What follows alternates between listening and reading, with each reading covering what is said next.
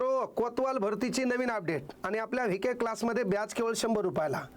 तुम्ही म्हणसाल मग त्याच्यात काहीच कमी असेल. कमी काहीच नाही भाऊ. राशनच्या गव्हात लय पावर असती. कधी लक्षात घ्या. लोक 100वर आले, मी 50वर. लोक 50वर आले, आपण 15. लोक 15, त्याशी आपला कार्यक्रम मोफत. कळलं का? पाणी उसाल देता देता दांडाल पपायाचे झाडं कसे लावायचे याचा परफेक्ट अभ्यास म्हणजे आपलं ॲप. त्याचं नाव व्हीके क्लास. आता मुख्य गोष्ट लक्षात घ्या की तुम्हाला याच्यामध्ये काय हे सर्व गोष्टी जुना व्हिडिओ आपण पाहिला होता, पण नवीन अपडेट काय झालं याबद्दल माहिती पाहत असताना पोरो 100 गुण आहेत, 50 प्रश्न आहेत, त्याची तयारी तुम्हाला करायची. अनेकांचा प्रश्न होता की नेमकं कोतवाल म्हणल्यावर तालुक्यात राहणारा जमतंय का, जिल्ह्यात राहणारा जमतंय का, दुसऱ्या देशातला माणूस आपल्या इथं कोतवाल पदाचा फॉर्म भरू शकते का? तर ह्या प्रश्नाच्या उत्तरासाठी नवीन अपडेटचा हा व्हिडिओ तुमच्यासाठी आहे. पोरो पहिल्यांदा लक्षात घ्या, अहिल्यानगरच्या कोतवाल पदाच्या परिपत्रकामध्ये पहिले त्यांनी दिलेली सूचना जराशी नीट लक्षात घ्या. उमेदवार 5 शब्द आहे 7व्या क्रमांकावर. उमेदवारांनी अर्ज केलेल्या सजेतील गावातील स्थानिक रहिवासी असणे आवश्यक. सजा म्हणजे ग्रामपंचायतीच्या कार्यालयाला सजा म्हणतात. ग्रामपंचायतीच्या कार्यालय नाही, गावात जिथं तलाठी राहतंय का त्याच्या कार्यालयाला सजा म्हणतात. 4-5 गावं असतील तर त्याला सजा म्हणायची. 4-5 गावासाठी. लहान गावांची ग्रामपंचायत असेल 3-4 जणांची मिळून, तर त्या कोण्या तरी एका गावातला माणूस कोतवाल पदाचा फॉर्म भरू शकतो. तात्पर्य तो त्या गावचाच रहिवासी असणं गरजेचं आहे. आता मेन गोष्ट लक्षात घ्या. मग याच्याबद्दल माहिती पाहत असताना मी सांगितलं हे पद ह्या मुघल कालावधीपासून आहे. कळलं का? मग आता ज्याला फॉर्म भरायचा आहे तर त्याचं वय 18 पेक्षा जास्त आणि 40, 18 पेक्षा कमी नाही आणि 40 पेक्षा जास्त नाही. कळलं? त्याच्यानंतर तो स्थानिक काय असावा, रहिवासी असावा.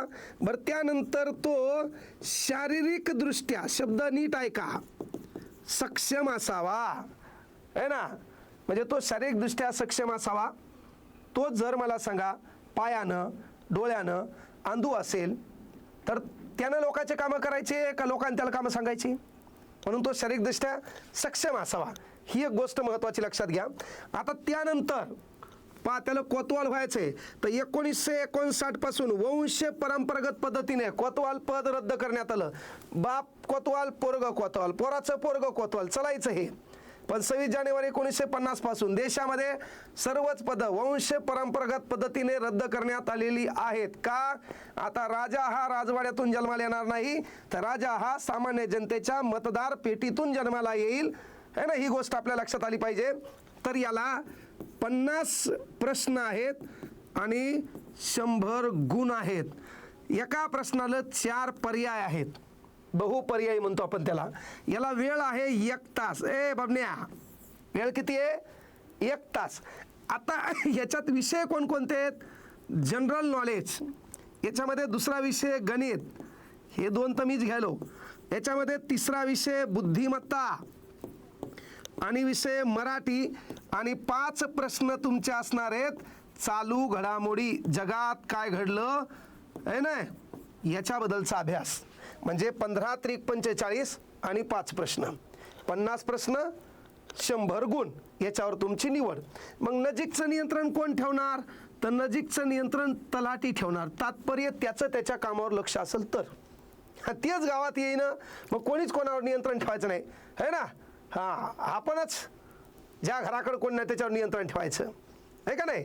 आणि मग याच्यावर कायमस्वरूपी म्हणजे वरच्या लेवलचं नियंत्रण तहसीलदार.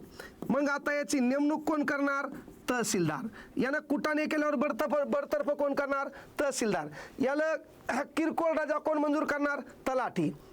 कळलं का? कायमस्वरूपी रजा पाहिजे असतील तर तहसीलदार. म्हणजे 30 दिवसापर्यंत तहसीलदार, 8 दिवसाचे असेल तर तलाठी.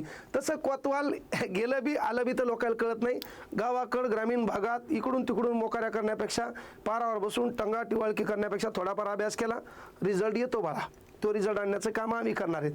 आता या संदर्भात नवीन आलेली अपडेट म्हणजे याचा पगार सध्याच्या घडीला एवढा आहे.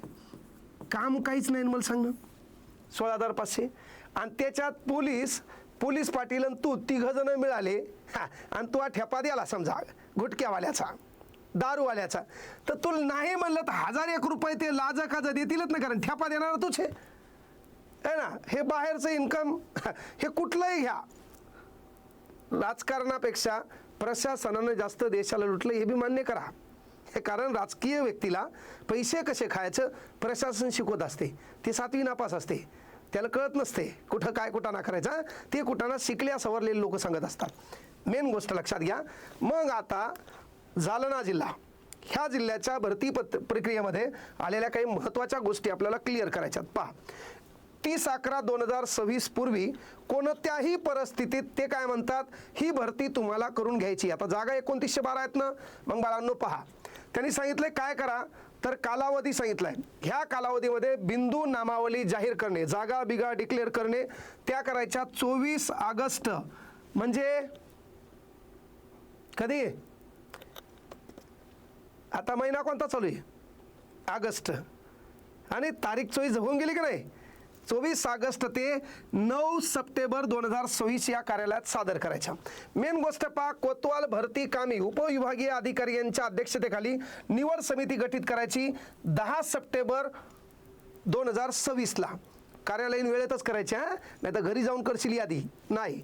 त्यानंतर कोतवाल भरती प्रक्रियेसाठी जाहीरनामा जाहिरात प्रसिद्ध करायची आहे, लगेच येणार 15 सप्टेंबर 2026.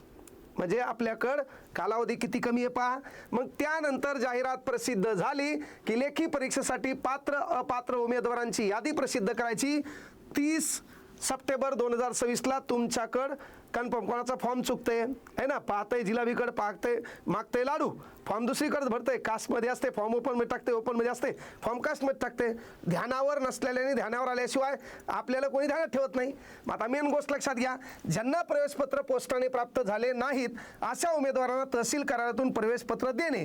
किती तारखेला, तर 1 ऑक्टोबर 2026 ते 3 ऑक्टोबर 2026 पर्यंत कार्यालयीन वेळ आहेत.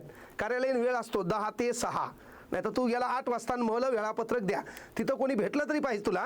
पहिलेच कार्यालयात लोक टायमावर येईनात, तर ते तुला कळावं. मग लेखी परीक्षा कधी आहे, तर 4 ऑक्टोबर 2026. म्हणजे आपल्याकडं मोजून वेळ आहे. 4 ऑक्टोबर म्हणल्यावर फक्त सप्टेंबरच मधला 1 महिना. एका महिन्यामध्ये 50 प्रश्न 100 गुणाची तयारी अतिशय छान पद्धतीनं करून घेईल. तुमचा पेपर सकाळी 11 ते 12:30 म्हणजे 11 वाजता तुम्हाला सेंटरमध्ये इन व्हायचंय. गेट लॉक होणार, अर्धा तास इकडं तिकडं फिरायचं, ओळखीचं कोणी आहे का पाहायचं, आणि मग एकदा पेपरला तू बसला 11:30 की पहिली टोल वाजणार, ती हातात पेपर भेटणार आणि तो पेपर तुला सोडवायचा आहे 60 मिनिटामध्ये. मग पगार 16,500 आहे. कळलं का, गावात नोकरी करता येते, लय मोठं काम नाही, तुला काय विदेशी दौऱ्यावर जायची गरज नाही. जर बेसिक लेवलचा अभ्यास केला तर तुला ही पोस्ट काढता येते. मग यासाठी करायचंय काय, तर यासाठी 4 ऑक्टोबरच्या पेपरची तयारी करण्यासाठी डाउनलोड करायचंय VK क्लास ॲप. त्यामध्ये हे इकडे जाऊ नको, माझा अभ्यासक्रम काय चालू आहे त्याच्याकडे पाहाय, तुला तिथपर्यंत नेईल हा शब्द द्यायलो. म्हणून ही नवीन अपडेट आहे 4 ऑक्टोबरच्या दरम्यान. हे दिलंय कुठलं, जालना जिल्ह्यातलं. म्हणजे प्रत्येक जिल्ह्यातल्या जागा डिक्लेअर होणार, प्रत्येक जिल्ह्यांच्या पेपरची तारीख डिक्लेअर होणार.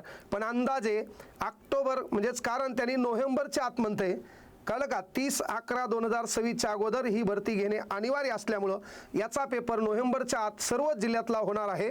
म्हणून तुम्ही ज्या जिल्ह्यातले रहिवासी असाल, ज्या ठिकाणी तुमचं एज्युकेशन झालेलं आहे, वय 18 ते 40च्या दरम्यान आहे, तर त्या पोरांनी तयारी करायला काही हरकत नाही.